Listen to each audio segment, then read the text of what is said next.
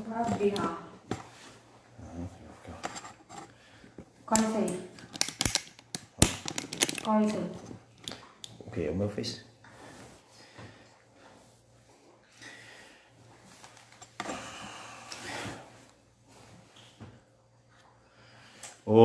Boa noite, Sensei Aguiar, tudo bem? Já estou mandando a solicitação aí para você.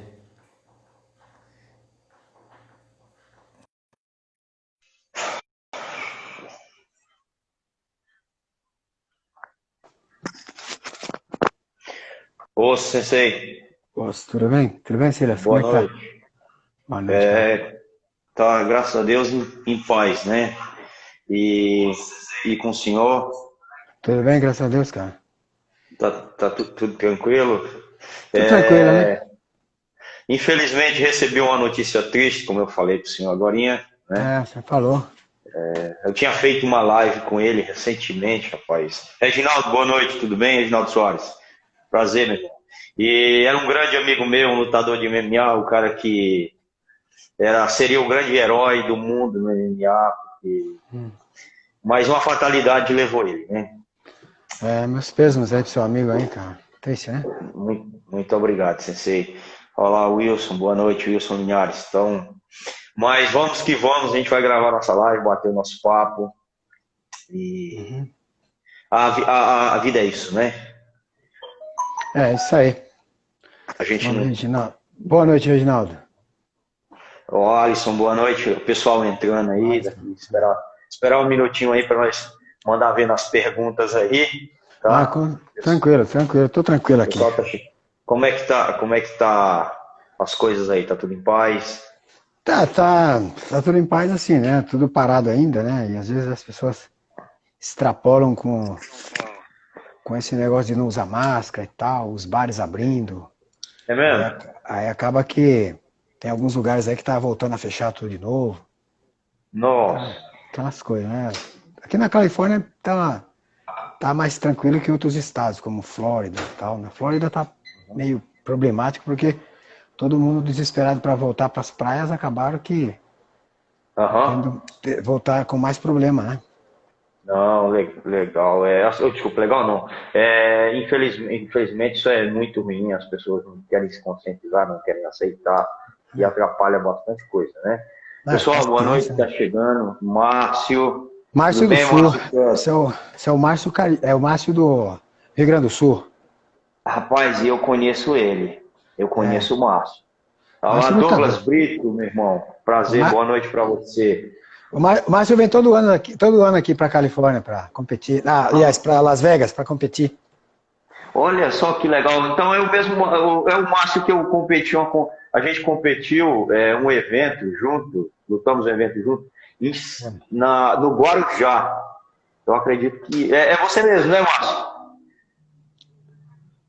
Ele Eu- é gaúcho. É o Ele é Márcio, gaúcho. Então é o é ele Márcio mesmo. gaúcho. É isso mesmo, Márcio. Agora eu tô usando óculos, dá para ver quem tá entrando, porque se É. eu não usar óculos eu não enxergo nada, né? Olha só, não. Eu Para também ler, estou né? tendo que usar óculos agora, é brincadeira? Só para ler, na verdade, né? Eu não É. preciso, para enxergar de longe assim não tem problema. Né? Não. Ou seja, o meu é para longe, né? Para perto, Uhum. né? Até que vai. Mas, Sensei, Aguiar, mais uma vez aí, boa noite, é um prazer falar com o senhor. Viu? Prazer é meu, cara. O senhor que é um grande faixa preta de karatê, um grande sensei, é um mestre, viu? É um mestre, faz um trabalho muito bem feito com o karatê, continua representando o Brasil lá fora, tá? Para nós é motivo de orgulho poder ter o senhor lá na América, aí na América, nos representando, fazendo o seu trabalho com Karatê Shooto-Ryu. Eu já acompanho o senhor há alguns anos. Eu acredito que desde 98, se eu não me engano, Uhum. né? Faz tempo, né? E já há um tempinho, viu? É. Então, é muito bacana poder, ou seja, hoje eu estou tendo essa oportunidade de estar falando com o senhor aqui. Prazer é meu, Marta, cara. Carlos Caruso, boa noite, galera, tudo bem? Sensei, E vamos lá para Pode a falar. nossa história no Karatê. Outro dia começamos a fazer uma live, mas devido a problemas técnicos aí de transmissão não conseguimos. E aí tivemos que marcar essa live novamente. Sensei, Pode quantos falar. anos já no Karatê? Desde 1986, né, cara? Acho que faz aí o quê? Uns 30 e poucos anos? Isso. Mas de 86, né? Eu comecei a treinar, em São Paulo, né? No ABC Paulista, ali de Diadema, né? Com o Sensei Vanderlei de Paula Neves, né? Que é proprietário do Kimonos Kiai e tal. Aí ele resolveu parar quando eu peguei a faixa preta, né? Ele resolveu parar em 90, ele resolveu parar e dar seguimento na empresa de kimonos dele. Mas aí foi só formar você, né? mas aí ele já é o sucessor. Na verdade ele resolveu parar de dar aula, né? Ele não parou de treinar, ele continuou treinando e aí ele seguiu treinando com um amigo dele, que é o Sensei Hilder, né? Que é uma pessoa que eu considero demais. É Hilder Correia, né? Conheço, da Showa. Isso, eles foram treinar juntos, ficaram treinando junto ali.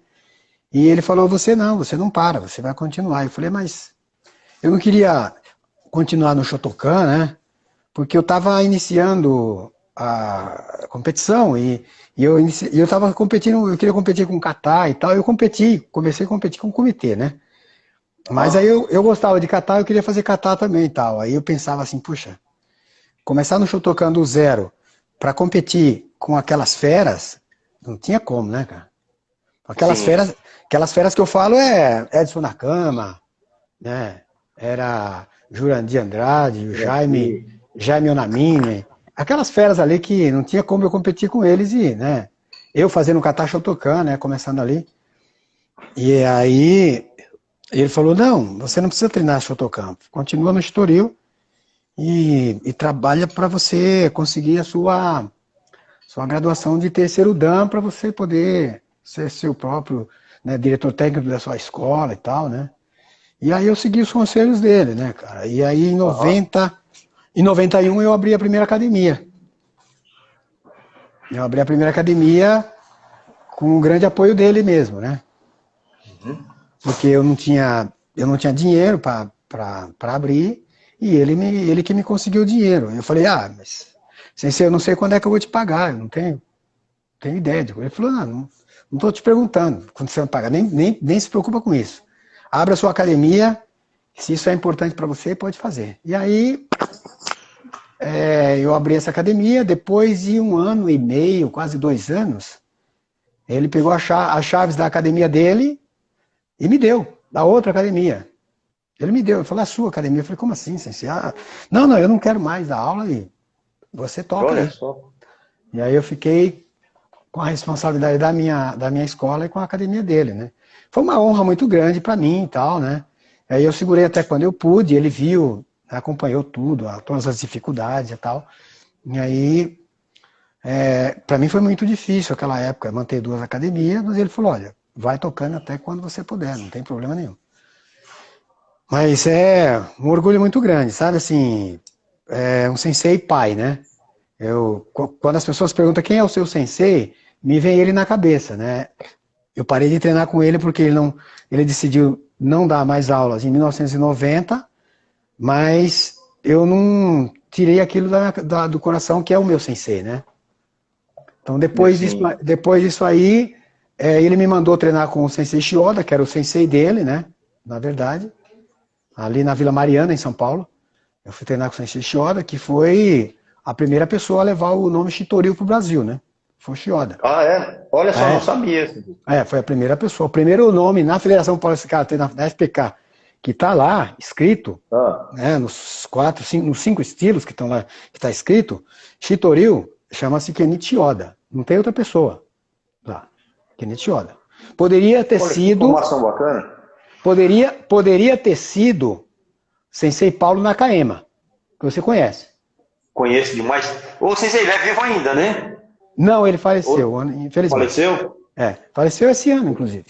Não sabia que ele esse conhecimento dele. Poderia ter sido ele, mas ele, Sensei Paulo Nakayama, deu isso de presente para o Shioda. Falou, não. Só. Continua você. Faz Ele você era o muito trabalho. completo, né? Ele era Paulo é uma pessoa extremamente humilde, né? Mas o Sensei Paulo Nakayama, o próprio Shioda, muitos professores desses aí treinaram com o Sensei Akamine, né? Aprenderam muito com o Sensei Akamine, porque o Sensei Akamine era Goju-ryu, mas sabia Shitoryu também. Certo. Mas sabia, inclusive, a versão do Shitoryu, do Seientin, do Shitoryu.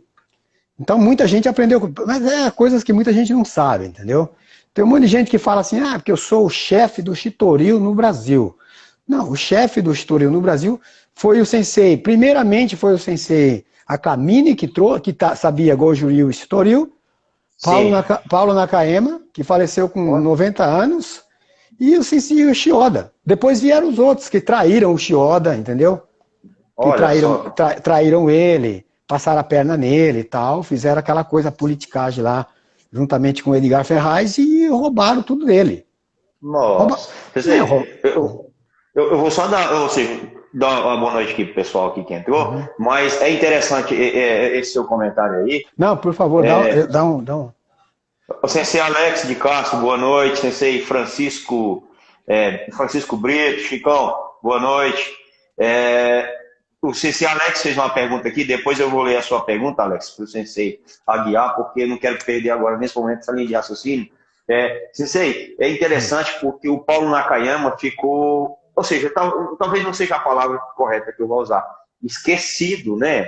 Na Parece verdade, que excluíram ele, né? Não é. Ele não quis. Ele nunca gostou de política. A verdade é essa. Ele era uma pessoa extremamente humilde. Ele não queria se meter com política, com essas coisas e tal. A Federação Ele era um japonês de verdade, né? Exato. A Federação estava começando. E ele já não queria política. A FPK estava começando. A história diz que a FPK foi criada em 74. Mas ele já não queria política, porque ele já sabia que pra quê, né? Pra que eu quero política e tal. Entendeu? Aí ele deu pro Shioda e depois tomaram do Shioda isso aí. Então quer dizer que ele passou pro Shioda e do Shioda alguém tomou dele. O Shioda deixou pra lá, né? Aí já viram que tinha umas cobras ali tomando e tal, né? E que foi aluno dele, na verdade, né? As cobras que tomaram foram alunos do Sensei Shioda mesmo, né? Aí ele resolveu sair, aí ele foi pro karatê tradicional, né? Ele sendo Shitoryu, né? Ele foi pro tradicional com o Sensei Sasaki, né? Porque eram amigos, mas o Shioda não era Shotokan. Aí ele ficou lá como amigo, fazendo parte da Federação de Karatê Tradicional, mas a Federação Tradicional é só Shotokan, né? Então, mas ele era amigo, como ele era amigo, ele falou, eu vou ficar por aqui com meus amigos. Acabou. Eu conheci o Paulo Nakayama através do João, meu irmão, né? Porque eles tinham um envolvimento, e também através do Péricles. Eu vi o Péricles fazer algumas homenagens para ele, algumas coisas assim. Lembro que assim, dessa humildade dele em pessoa era muito grande. Ele era o cara que ele tinha um desenho dos katas do Goju, sabe? O cara explicava aquilo de uma forma como eu nunca vi. Não, ele foi aluno do Sensei Akamine, né? O Sensei Akamine é o pai da dona Lúcia, que é a esposa do Sensei Oshiro. Olha só, eu não sabia disso também. O Sensei Oshiro é o genro do Sensei Akamine. E olha aí, só. Na verdade, todo mundo saiu dali, entendeu? Todo mundo saiu do Sensei Akamine. Todo mundo que foi do Japão pro Brasil, que achava que era o bambambam do karatê, não, foram treinar com ele. Foram treinar com o Sensei Akamine. Todo mundo. Olha só, que interessante. Galera, manda esse avião aí para os contatos de vocês, para o pessoal do karatê. Esse papo aqui está sendo muito interessante. Sensei Aguiar conhece muito da história do karatê do Brasil, e vou sugar aqui a história dele, essa história de vivência dele no karatê. Então, vamos aí, Sensei Alex. Evandro Chimizo, boa noite, meu irmão. Sensei Alex, tudo bem? Sensei, agora eu vou falar uma coisa. E o O Okuda não é da mesma época deles também? O Okuda, eu não conheço muito a história do Okuda, né? Eu visitei a academia dele uma vez, né? Mas o Okuda é o profissional do karatê que foi pro Brasil, né? É assim, é o professor de karatê que foi pro Brasil como profissional mesmo, né? Porque até então muitos japoneses foram pro Brasil para trabalhar com agricultura, né, com essas coisas aí. E sabiam karatê, lógico. Né? O Shioda, por exemplo, ele foi para o Brasil para trabalhar com massagem e dar aula de judô. Olha só. Né? O Sensei Shioda era professor de judô. Né? Sabia karatê, mas ele sabia mais judô. Mas o ideal dele no Brasil era trabalhar com massagem. Ele era profissional disso e muito bom. Muito bom. Olha. De tratamento de coluna. Né? Tratamento de coluna. Eu falo porque eu trabalhei na clínica dele, né? Eu trabalhei com ele. Trabalhei eu, a Yara, não sei se você conhece a Yara. Conhece Yara Oliveira? Yara Oliveira. Trabalhamos na clínica do Sensei Shioda, na Liberdade. Eu era tipo um faz-tudo ali, né? Dele. Então, eu cansei de ver gente entrar ali com a mão nas costas assim, não conseguia subir a escada nem abrir a porta.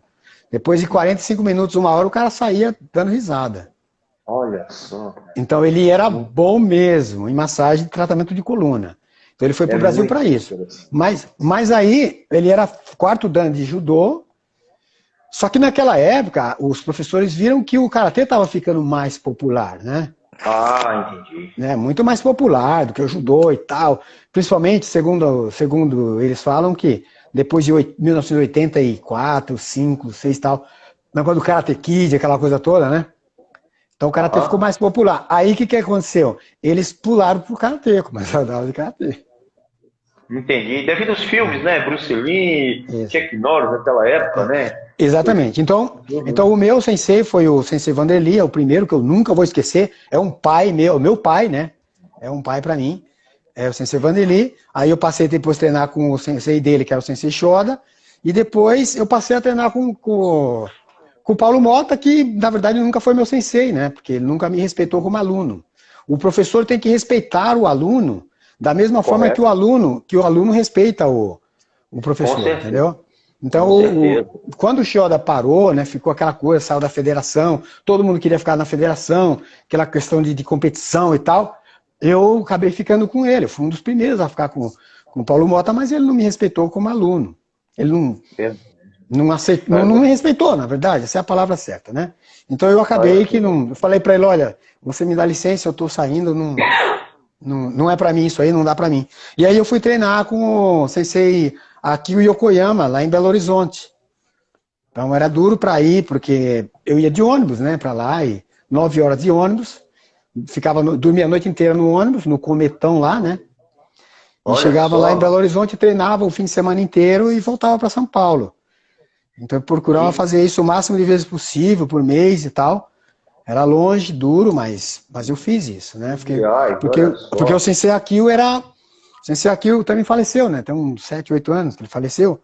E o Sensei Akio também vamos dizer que também era Shitoryu, né? Porque a Kenryu, que ele é Kenryu, veio da Shitoryu.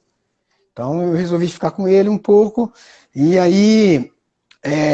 mas aí também não estava batendo o sistema de competição, os katas que eu fazia era muito diferente e tal.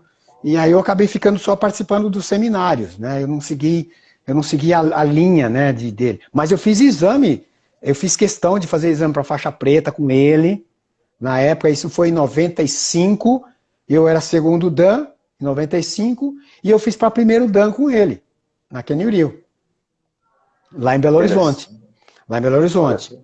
Só que aí o sistema de kata, o Sensei Akio Yokoyama era uma pessoa assim, o grupo dele era o melhor grupo de Belo Horizonte, do estado de Minas Gerais, em questão de comitê. O melhor grupo era o dele. Em Campeonato Brasileiro só tinha gente dele, de comitê. Né? Só que aí não tinha muito aquela pegada de kata, que é uma coisa que eu gostava muito e tal, né? E o sensei era fanático, ele era fanático pro comitê, fanático mesmo, sabe? Olha só. Toda essa gente aí, o Fraser, né? Foi aluno dele. O Pré, que é filho do Fraser, né? Sim. Vem dele. O Simval dele. O Sim, Sensei também. Akio Yokoyama, ele foi o pai do Karatê de Minas Gerais. Olha só que bacana. Sensei, É. obrigado. Muito obrigado pela sua participação. O pai do Karatê de Minas Gerais foi ele. E daí, É interessante. aí em 90... Deixa eu só... Pode falar. Depois eu pergunto. Isso foi em 95, eu fiquei até 97, né, com ele. Fiquei 2 anos. E aí, mas nossa, uma pessoa maravilhosa, extremamente maravilhosa. Eu ia para lá, eu dormia na casa dele, eu ia pro restaurante dele, ele me tratava como se eu fosse um rei. Ele tinha um restaurante japonês, foi o primeiro restaurante japonês de Belo Horizonte, foi o restaurante dele. Eu chegava no restaurante dele e me tratava como se eu fosse o filho dele. Olha que bacana. Aí eu ficava conversando com ele até 2 horas da manhã, o restaurante funcionava até tarde, ele chamava um táxi, o táxi chegava na frente do restaurante e falava, leva esse rapaz para minha casa. O táxi já sabia, todo mundo conhecia ele lá, né? Olha só, para você ver que tinha coisa melhor, você estava certo, tinha coisa melhor para você mesmo. Ah, sim, não, com certeza. Aí em 97 eu vim para os Estados Unidos pela primeira vez, e aí eu conheci o pessoal da Shitoryu e levei esse pessoal para o Brasil, né, e fiquei usando o nome deles lá no Brasil, né, a partir de 97 até 2011, né, até eu vim embora para cá, porque foi quando o meu sensei daqui, que eu seguia, faleceu, né. Aí eu... Sensei, bem, o senhor que vem de uma tradição de um karatê marcial, depois vou fazer a pergunta aqui que o sensei Alex perguntou, tem outras que eu quero fazer também, mas nessa linha de raciocínio que a gente está seguindo aí.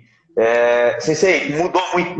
Tô lá, Leno. Boa noite, meu irmão. Seja bem-vindo. Bem-vindo. Sensei, mudou muita coisa no karatê marcial no geral. Eu percebo que o respeito, o reconhecimento, aquilo que eu já falei para o senhor na minha época, ou seja, quando eu comecei a treinar karatê, se o senhor chegasse na academia, o João parava a aula para que todo mundo cumprimentasse o senhor. Ah, sim, todo mundo fazia isso, né? Isso aí era uma coisa assim... Por que isso morreu, cara? E todo mundo fala de respeito depois? Não sei, cara. Eu me lembro que o Sensei Shoda, a academia dele era muito grande, né? Ele tinha... No total, ele tinha 300 alunos, mas ele teve mais que isso. Só que ele tinha mais ou menos uns 60 alunos em uma aula só, né? Quando ele chegava, era uma coisa assim, natural, de todo mundo parar, e ele ficava na porta ali, em pé ali, um segundo, todo mundo já cumprimentava e tudo. Quando chegava um amigo dele, ele mandava parar a aula também, e tal. O Sensei Vanderly fazia isso. Na minha época de aluno, assim, todo mundo fazia isso, né? Isso foi acabando, né? Não sei por quê. Sinceramente, eu não sei te explicar por que isso morreu, entendeu? É triste saber, mas é uma realidade, né? Você não vê muito mais essas coisas, né? Você não vê Olá, isso. Carlos Vieira. Seja bem-vindo, campeão. Tudo bem? Sensei, eu fico triste com tudo isso, porque eu entrei no karatê, o que me encantava no karatê, e me encanta até hoje, eu também não perdi os meus princípios, essa questão do respeito, a questão da hierarquia. E tudo isso acabou no karatê. Eu não sei se foi a competição que tirou, lógico, eu não vou culpar as federações, as organizações, é um sistema, as pessoas mudam, ou seja, por algum motivo pessoal, não sei, mas não vou culpar aqui as organizações, né? É igual o cara comer chocolate, a gente sabe que chocolate engorda, se você comer muito, você vai engordar. Você vai culpar a fábrica, né? Não tem lógica. É verdade. Mas é muito triste ver isso, ver que os mestres foram retirados de cena. E você que viveu esse karatê, teve o prazer de trabalhar com o Sensei Shioda, olha só, foi privilégio para poucos. É triste, né, cara? Mas você tem uma ideia, cara. O Sensei Akio Yokoyama, em 1995, ele levou o professor dele, que na verdade era o filho do professor dele. Mas como o professor dele tinha falecido, então ele considerava essa pessoa como professor dele. Ele levou esse sensei pro Brasil, para um seminário, lá em Belo Horizonte, eu estava lá. E aí, para você ter uma ideia da humildade que era, né, teve um participante do seminário que fez uma pergunta. O sensei Akio estava traduzindo tudo pro mestre dele. Aham. Essa pessoa que fez uma pergunta, era uma pergunta assim, muito simples. Era um faixa amarela que fez uma pergunta super, super simples, né? Então, ao invés do Sensei Akio responder, ele não respondeu a pergunta dele. Ele perguntou pro Sensei dele Olha a só. mesma pergunta, o Sensei dele falou e aí ele traduziu. Ele não atropelou aquela coisa, ele não atravessou o caminho, né? Tipo, Aham. ele falou, não, ok, eu vou perguntar para ele. Mas uma coisa assim, sabe aquela pergunta assim, 2 mais 2 são 4? Qual é a profissão? Né? Simples, né? Aí Aham. eu vou perguntar para ele e aí eu te respondo. Aí ele perguntou, é aquela coisa de não atravessar e tal. Eu já participei de seminários, inclusive aqui, que quando o cara fazia uma pergunta para aquele mestre que estava dando o seminário, aquele que estava traduzindo respondia. Para Sim. mostrar que. Só para mostrar que sabe. Só para mostrar que. Isso é uma falta de respeito. Ele não pode Sim, responder, claro, a concordo. pessoa que tem que responder. Mas isso é assim, é arrogância, né? É uma questão de arrogância. Então a humildade dos professores daquela época é totalmente diferente, né? Mas a competição também sujou muito, né? Isso aí, entendeu? Quebrou muito essa aliança de respeito, de hierarquia, né? É uma questão Sim. de hierarquia. Verdade. Sensei, eu vou fazer a pergunta aqui do Alex de Castro. Sensei Alex de Castro é professor de Karatê no Taboão da Serra, faz um trabalho Uhum. social muito bacana. Eu gosto muito dele, o cara de um caráter individual, muito top. Ele está perguntando o seguinte, qual a principal diferença entre as artes marciais aí, nos Estados Unidos, e aqui no Brasil? As- Pelo o ah. lado profissional. Como é que o senhor vê o lado profissional aí e o lado profissional aqui? Qual é essa diferença aí? Da arte marcial no geral, o karatê, No karatê. Então, eu percebo que no Brasil se ensina com mais amor, né? Por amor ao kimono, né? O cara põe o kimono e ensina por amor mesmo. Aqui eu percebo que eles olham muito o lado business, o lado Negócio mesmo, né? negócio, né? O cara abriu um negócio, ele não abriu uma escola de karatê, ele abriu um negócio. Então o ideal da pessoa, da academia é ter 200 alunos, 300 alunos, não importa, e eles trabalham todos os dias com marketing para manter esse aluno, para conseguir trazer alunos que forem embora de volta e tal, mas é simplesmente a questão financeira mesmo. Então não tem muito aquela coisa de amor como tem no Brasil. No Brasil se trabalha, tem muito coração, né? Trabalha muito coração. Então quando se trabalha muito coração, é difícil também da academia sobreviver. Né? Porque aí o cara, às vezes, o cara É sabe que o verdade. professor tem um coração bom, aí vai lá, assim, sei e tal. Então ele não faz um sacrifício, né? Para Exato. pagar para cumprir com a sua contribuição mensal, né? Que é o que Com segura o certeza. dojo. Né? Então, É verdade. ele não faz o sacrifício porque é mais fácil falar para o sensei que eu não sei, eu estou com um problema financeiro e tal. E aí o professor vai com aquele coração mole, acaba, né, liberando. Aqui não tem isso, aqui não existe isso. Né? A verdade é o seguinte, comigo existe, porque eu sou brasileiro. Né? É mesmo? Comigo já existiu muito, isso aqui. Tanto no Brasil como aqui, Sério. eu trago a minha cultura. Mas eu vejo nos Aham. outros por aí que não existe isso. Não pode, não pode, tchau, tchau. Procura outro Tchau, lugar tchau. que você pode pagar. Tem mais ou menos isso assim, entendeu? Então É, é meio cruel com relação a isso. interessante. Eu vou fazer as perguntas aqui também. Tem uma pergunta aqui do Sensei Alex, lá de Jundiaí, do meu amigo e professor de Karatê, Ricardo Naganini. Eu vou fazer as perguntas, mas vou só fazer um comentário. É interessante, Sensei, que lá na Inglaterra, você chega para treinar, as pessoas alugam um espaço para dar aula, ou seja, uma hora de Sei, sei, aula, sei, duas, sei. né? Funciona assim. Aí lá já tem uma moça lá, alguém que é para cobrar aquela, ou seja, se você vai pagar por mês, por semana, entendeu? Sei. Não passa batido, né? Aí o que acontece? Ou seja, eu dentro da cultura oriental, quando eu vejo isso, eu vejo que os japoneses, de alguma forma, também é os que o pessoal diz assim, mas o sensei por exemplo, o sensei é mercenário porque ele cobra para dar aula e tal. Não, eu vejo que o sensei está ensinando o aluno dele a ser responsável, a pagar por aquilo que ele consome. Eu vejo dessa forma, tá? Esse é meu ponto de vista. Né? Me dá só um segundo que eu queria mandar um grande abraço para o sensei Carlos Rangel, lá da Bahia. Ele está falando que a Bahia está com saudade de mim. Eu também estou com saudade da Bahia, mas eu não posso ir aí agora. Mas é uma pessoa... O sensei Carlos Rangel é um dos pioneiros também do Karatê da Bahia. É uma pessoa maravilhosa, né? Toda aquela nata ali do Karatê ali da Bahia, ele está incluso ali. Aquelas meninas ali, a Caribé, todo aquele pessoal ali. Né? Não conheço ele pessoalmente, mas sei da história do sensei. Carlos Rangel, você precisa conhecer. É uma pessoa maravilhosa. Olha, um abraço, sensei. Nós vamos marcar um bate-papo, me conhecer mais da história dele, do sensei Carlos Rangel. O Márcio está falando que está com saudade também, mas acho que é mentira dele, que ele fala comigo quase todo dia. É mesmo? Olha, Márcio, você vem em São Paulo, faz anos que eu não te vejo, irmão. Tá? Vou fazer as perguntas aqui do pessoal. Tá. O sensei Ricardo Nagamine é um amigo meu, ou seja, um grande lutador, um bom karateca, um bom lutador de jiu-jitsu.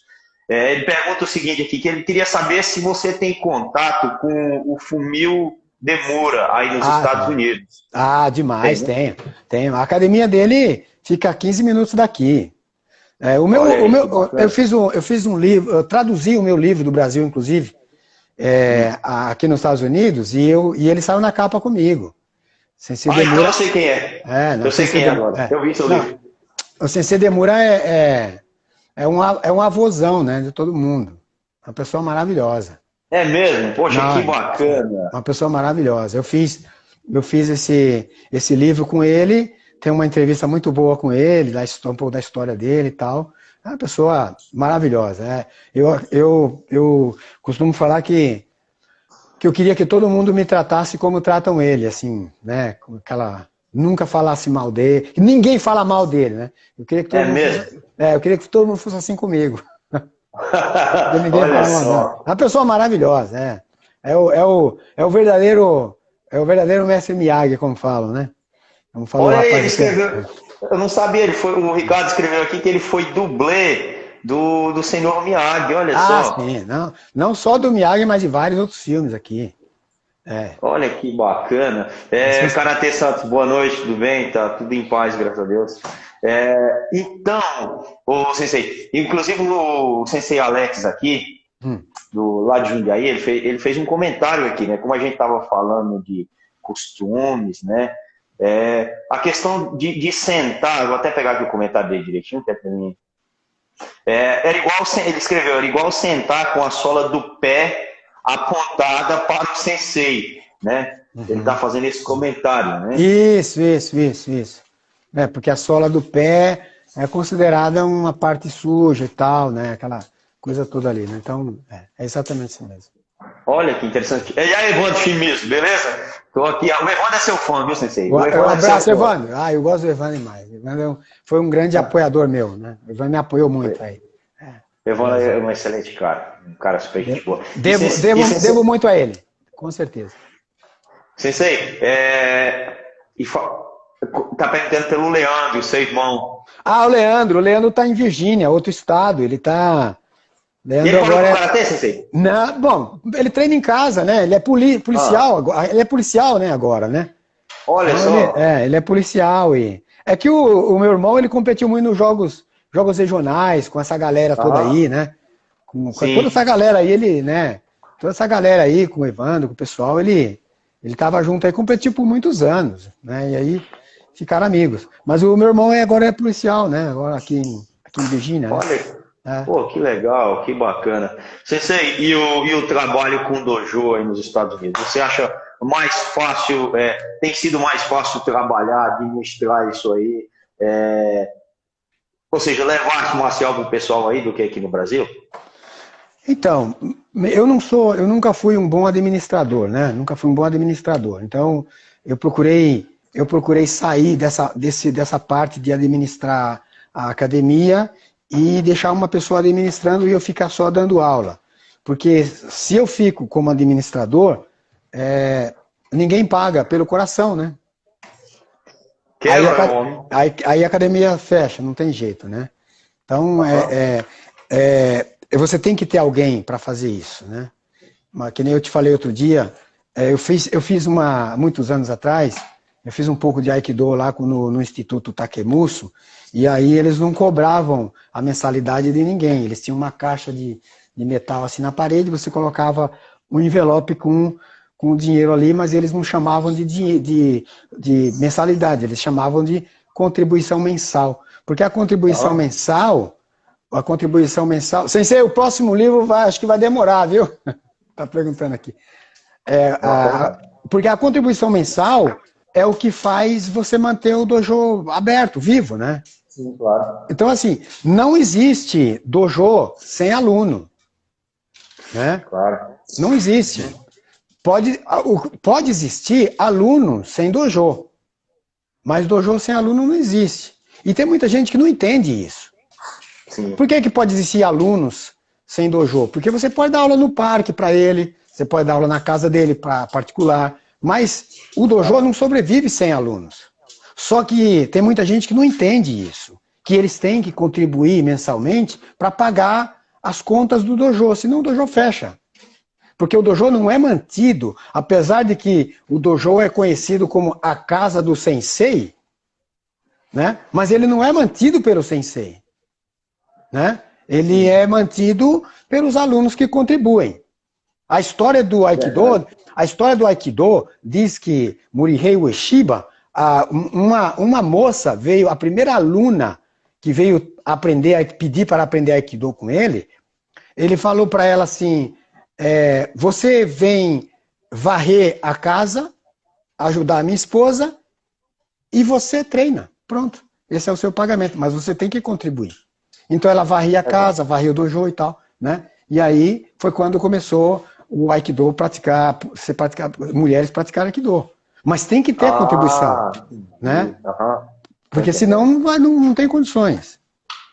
Sabe, Sensei, é interessante porque você me fez lembrar aqui algumas coisas que eu vi na Inglaterra. Eu conheci professores lá que não tinham dojo. E agora que eu entendi essa metodologia aí, né? É o que acontece. Eles juntavam aqueles alunos, iam num parque, faziam um treino, principalmente no verão, ou então, tipo, eles chegavam em algum lugar, arrumavam um espaço, alugavam uma hora aí, por exemplo, eu posso vir aí e tal, fazer um treino com a galera, quanto que é? É 20 libras, por exemplo, uma hora. E ele não tinha dojo. E dessa forma, existem várias pessoas lá. Não critico, pelo contrário, eu parabenizo, porque agora veio cair a ficha, né? Dessa questão aí, né? E às vezes a gente se apega naquele negócio, não, a gente tem que ter um dojo, é legal, é bom ter um dojo, claro, com certeza. Mas, rapaz, a pessoa quando quer, ele acha um jeito. Não é verdade? Exatamente, acha um jeito. Então, é difícil para o sensei, né? De ter que contar e esperar, né? Pela contribuição de todos e tem que contribuir, senão vai fechar mesmo, senão vai parar. É difícil, né? Eu passei por muito por isso no Brasil, né?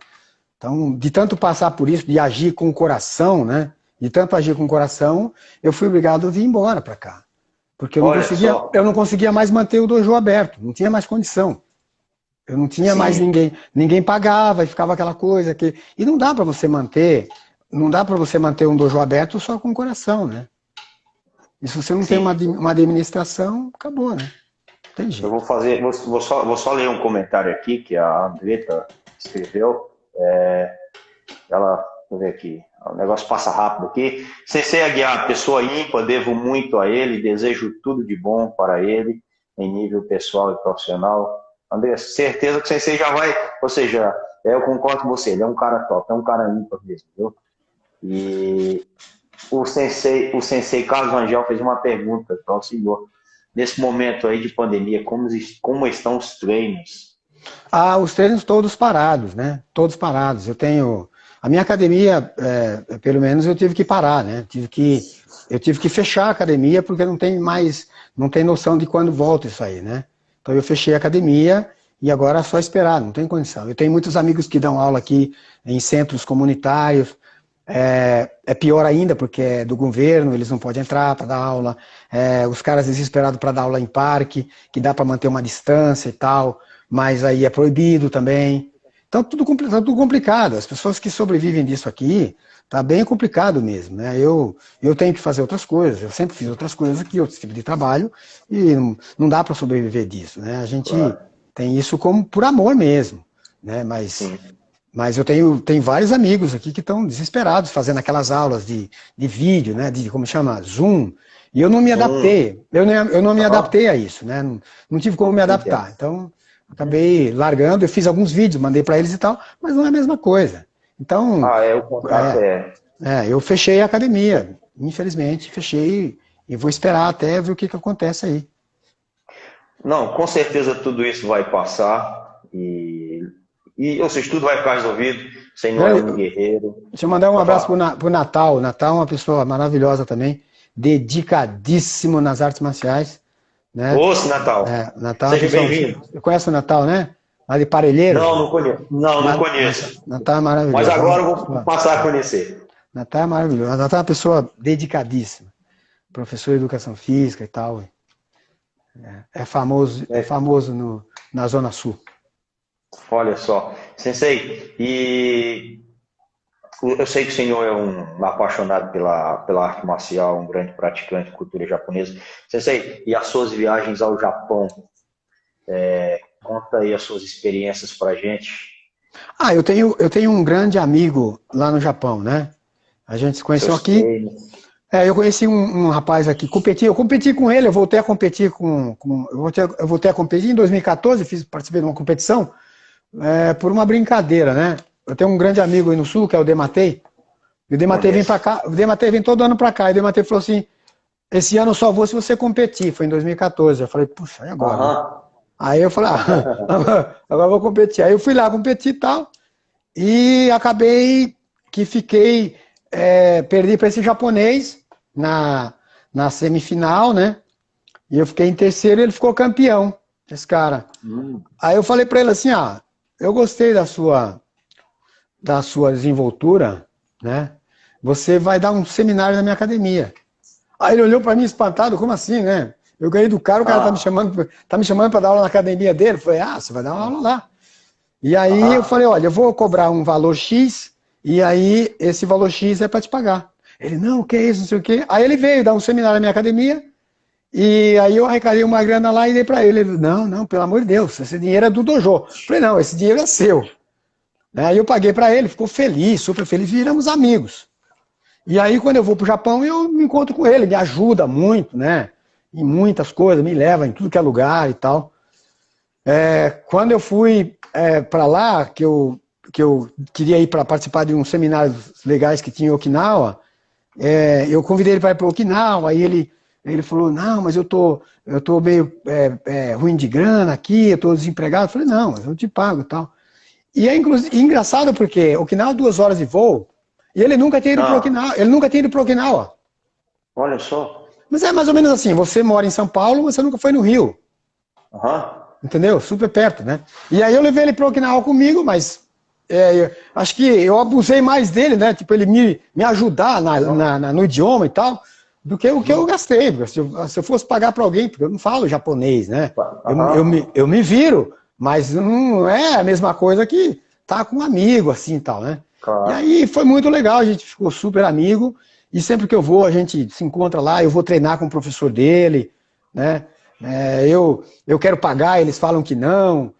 O contrário, eles pagam janta para mim, né? Em vez de eu pagar as aulas, eles me dão aula de graça e ainda pagam a janta para mim e tal. Mas é maravilhoso, fui convidado para participar, para entrar na organização deles e tal, né? Aí eu falei, por enquanto, né? Vamos ficar na amizade, eu não quero me envolver com politicagem e tal. Mas o Japão é muito legal, você aprende muito, principalmente da cultura, né?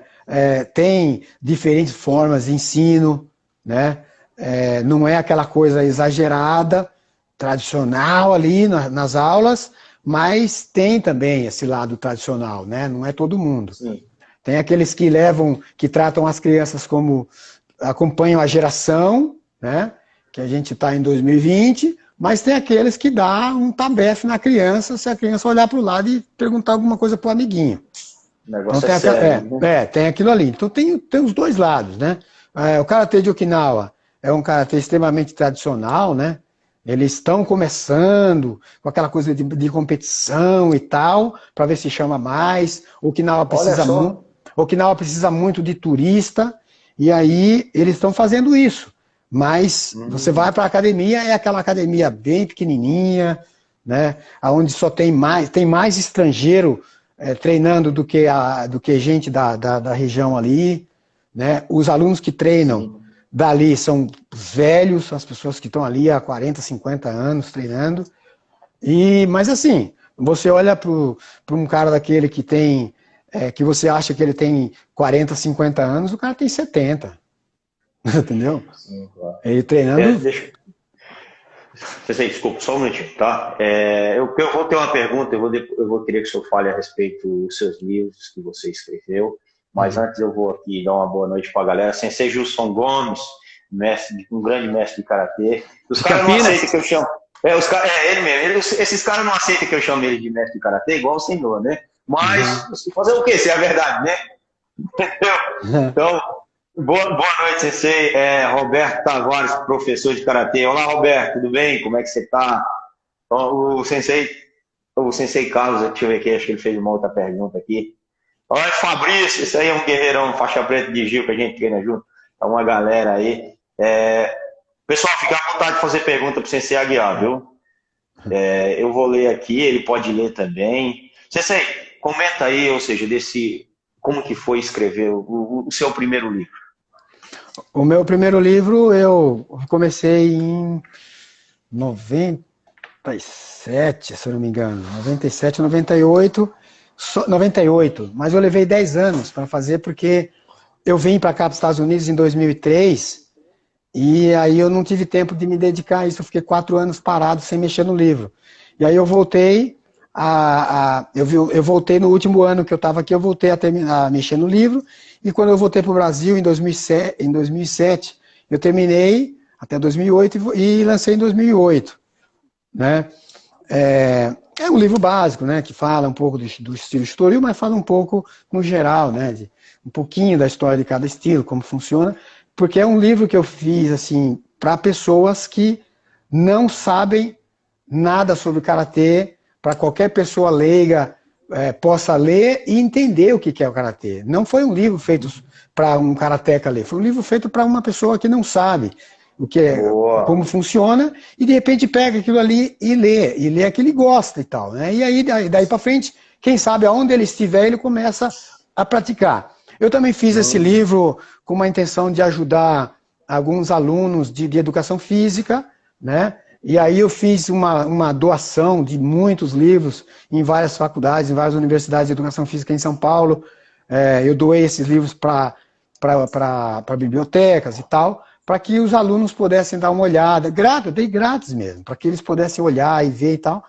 E teve muita gente que realmente usou, eu fiquei feliz com isso, porque as pessoas conseguiram usar o livro para fazer seus trabalhos, né? Porque você sabe que na educação física tem muito praticante de arte marcial, né? Então eles acabaram que usando o livro, e eu gostei, fiquei muito feliz de saber que teve muita gente que usou. E depois eu peguei esse livro, quando eu vim para cá, eu resolvi traduzir esse livro aqui, mas não exatamente o mesmo livro. Eu traduzi, mas eu coloquei algumas coisas assim, como karatê para criança de 3 a 5 anos, né, que eu não fazia isso no Brasil, e karatê para pessoas acima de 60 anos, que eu também não tinha esse público no Brasil. Então eu comecei a trabalhar com esse público aqui, e outro terceiro público, que eu também não tive a oportunidade de ensinar no Brasil, foi crianças crianças especiais, né, com síndrome. Sensei, fala sobre o nome do seu livro, onde encontrar. O Fabrício é um faixa preta de jiu-jitsu, amigo meu, a gente treina junto. Um excelente caráter, uma excelente pessoa, um estudante de educação física. E detalhe, agora quando alguém falar em fazer luta, ou eu quero aprender luta, eu vou indicar, olha, compra o livro desse professor aqui, do Sensei Aguiar. Obrigado, Sensei Carlos, muito obrigado. Então, cara, esse livro, ele esgotou, né? Eu tinha ele no Brasil na Saraiva, eu tinha ele na... Se você colocar Karatê Shitoryu, né, ali, você vai achar esse livro, que é o título dele. Na Saraiva, na Cultura, tinha uma outra livraria chamada Livraria da Vila, em São Paulo. Eu tentei mandar para alguns outros estados, mas aí eu precisava, quando eu estava vindo para cá, eu precisava de uma distribuidora de livros, porque eles não aceitam que você leve o livro.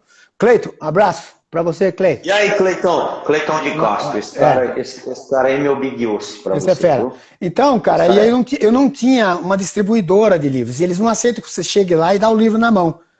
A Cultura aceitava, mas a Saraiva, essas outras não aceitavam que você chegasse lá e desse o livro para eles. Eles tinham que receber isso por uma distribuidora.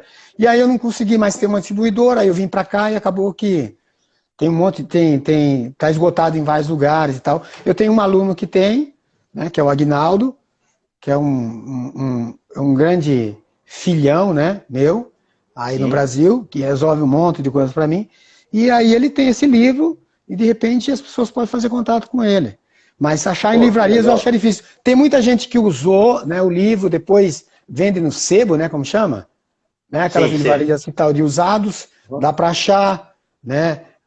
Mas olha, na Unip você acha, na Universidade de Santana tem, que eu doei bastante livro para eles. Eu não acredito que eles, né, que os caras levaram embora, né, porque o livro fica registrado ali para a biblioteca da faculdade. Mas tem várias faculdades em São Paulo que tem esse livro. Bacana, show. Pessoal, deixa eu só dar...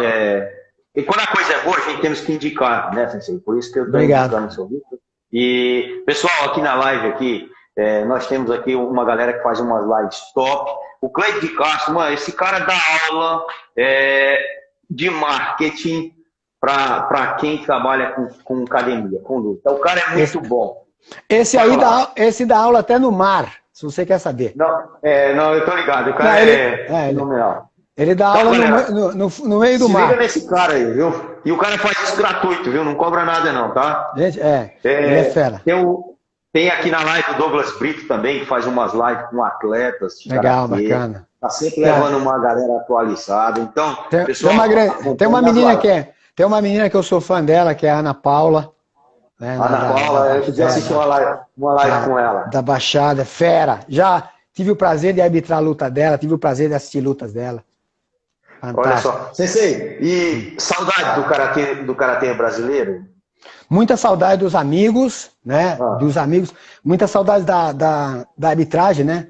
Eu tive o melhor professor de arbitragem do mundo, né? Que foi o Takashi Shigeda. Eu aprendi muito com ele. Outra pessoa que eu me inspirei bastante foi o Wagninho, né? Wagner Piconês. Eu me inspirei muito nele. E tem um cara que não sei se o pessoal que está aqui conhece, que é lá de Campinas, eu nunca mais ouvi falar nele, chamado Armando Massarioli, que nos anos 90, da arbitragem, era uma fera, né? Uma fera. E aí as pessoas brincavam comigo, falavam assim, Aguiar, você dá um grito na arbitragem, que os caras, se estiver acordado na arquibancada, eu escuta. Né? Olha. Isso aí eu peguei desse cara, essa inspiração veio desse cara chamado Armando Massarioli, que para mim era uma grande inspiração. Lá de Campinas, esse cara. Né? E aí eu aprendi muito com essa galera aí, olhando, né? Observando eles e tal. Mas tem muita gente, eu tive muitos caras, muita gente que foi inspiração para mim, né? Inspiração no karatê competição, né? Eu começando ali nos finais dos anos 80, que já estavam saindo daquela e entrando uma outra geração. Aí tem o Sensei Enio Vesuli, que está nesse meu livro do Brasil, que está nesse meu livro de agora aqui também. Sensei Enio Vesuli, tem o Delia, tem toda aquela galera ali, né, daquela época. Aí depois entrou a segunda geração, né? Aí entrou a segunda geração, que vem aí o Dematei, lá do Sul, que é a lenda lá do Rio Grande do Sul, porque do Brasil inteiro, São Paulo tinha muita gente, né, da seleção brasileira. alguns do Rio, Minas Gerais e tal, e o Dematei, que era o único, né, do Rio Grande do Sul. Ele, todo ano, ele estava na seleção, então esse cara, para mim, virou uma lenda, né. Então eu me inspirei muito nesse cara, no Dematei, no Sensei Geraldo, no Zeca, no Max, toda aquela galera ali que você conhece, né, dos 90, né, que ali era o ouro do karatê, né. Então, assim, tem o pessoal, tinha a equipe, a seleção brasileira tinha gente de Brasília, né, da Bahia, do Rio de Janeiro, Minas e tal, e São Paulo, mas São Paulo tinha muita gente, né. Então eu conhecia, lógico, eu conhecia o pessoal de São Paulo e me inspirei muito nessa gente aí de São Paulo. Então isso foi minha inspiração. Não, bacana. O tempo passa rápido, né? Olha, a gente já estamos com 55 minutos. O Sensei Aguiar sabe, tem bastante história do karatê, muita coisa dele. Hoje, realmente, não tá, ou seja, não está sendo fácil. No começo da live eu comentei com o Sensei. Você falou. Perdi um amigo meu demais, um cara que, sabe, hoje ele estava aqui na live assistindo a live. É até difícil eu comentar dele. O cara faleceu, sofreu, ou seja, é complicado falar dele. Por afogamento, um grande atleta, um caráter um caráter individual. Infelizmente eu fiquei muito triste porque eu amava muito ele. E eu já tinha falado com ele, ele falou que ia assistir a live. Todas as minhas lives ele assistia. O cara foi nadar, passou mal e veio a falecer. Um grande atleta, seria um grande ídolo no mundo, né? Então, ou seja, tá sendo até difícil porque, pô, eu tinha certeza que ele estava aqui. A anterior que eu fiz com o Mano, o cara estava lá. E quando eu falei que ia fazer com o senhor, ele falou, cara, eu vou assistir, eu tenho tudo registrado no meu celular.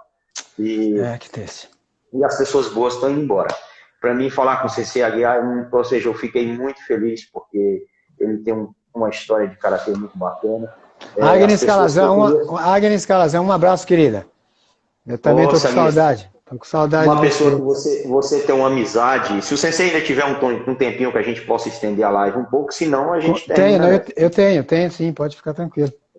Porque eu sei que o senhor tem um grande carinho pelo professor Ivaldo, eu também admiro. Muito, demais, é meu amigo. Fala aí dessa relação aí de vocês com o karatê aí, um pouquinho. 30 anos de amizade, né? 30 anos de amizade. Tanto com ele, com o Wilder, um paizão, para mim é o Sensei Hisaoka, né? Que eu vou pro Brasil e é tudo pessoal do Shotokan, mas eu vou treinar com eles, cara. São os meus companheiros de treino, eu vou para lá, para a academia do Sensei Hisaoka ali na Liberdade e tal. É tudo pessoal assim, que mora aqui comigo, né? Então, são amigos de 30 anos, né, cara? Não tem como esquecer. Olha, né? Só, né? É muita viagem junto, né? Muito sonho junto com o karatê, né? Eu tenho muita saudade da arbitragem, né? Muita saudade dos meus amigos da arbitragem, de estar com eles ali, dos jogos regionais, né? Jogos regionais que a gente viajava ali o mês inteiro, né? O mês de julho inteiro a gente viajava e o mês inteiro fora, né? De casa, mas é maravilhoso, né? Saudade demais esse tempo aí, dessa galera, todos os árbitros de São Paulo, né? De jogos regionais. Interessante, olha, temos aí participando aí o Carlos Vieira, que foi um grande atleta, da Bahia, se eu não estou enganado. Eu conheci ele como atleta da TAM, pelo patrocínio que ele tinha na TAM. Não é isso, Carlos? Legal. Ou eu estou errado? Se eu estiver errado, corrige aí, né, meu? Então, é interessante, o karatê, a arte marcial, tem esse poder muito, muito grande, né? De aproximar a gente. Tem sim, com certeza. Sensei, o senhor acha que o karatê do Brasil demorou para evoluir em termos esportivos? Demorou muito? Não, porque isso nós devemos muito a esse pessoal aí, a Sensei Geraldo de Paula, né? Ao próprio Enio Vesuli, né? Toda essa galera aí dos anos 80 e finais dos anos 80 que eu conheci e começo dos anos 90 e tal, essa galera fez o karatê do Brasil aparecer mesmo. Fez mostrar que o karatê do Brasil tem valor. Não demorou, não. O Brasil não é esquecido de forma alguma. Da América do Sul, o Brasil é número 1. Lógico que não vamos esquecer Venezuela e tal, mas o Brasil por esse pessoal aí, né, pelo Zeca, pelo Max, pelo Sensei Geraldo, todo esse pessoal aí, o karatê do Brasil nunca ficou a desejar em lugar nenhum. Em lugar nenhum. Ó, vai cair a live aqui e eu vou fazer uma outra pergunta na outra live a respeito da conquista do seu espaço aí nos Estados Unidos. Sim, por favor. Então, daqui 20 minutos, tá caindo, 20 minutinhos está caindo a live, a gente vai voltar de novo, pessoal. 20 segundos, você quer falar? 20 segundos, sorry. Pessoal, nós vamos para os comerciais, já que nós estamos de volta. Tá? É só tomar uma água, já era. Só Tá? Então água. a gente volta.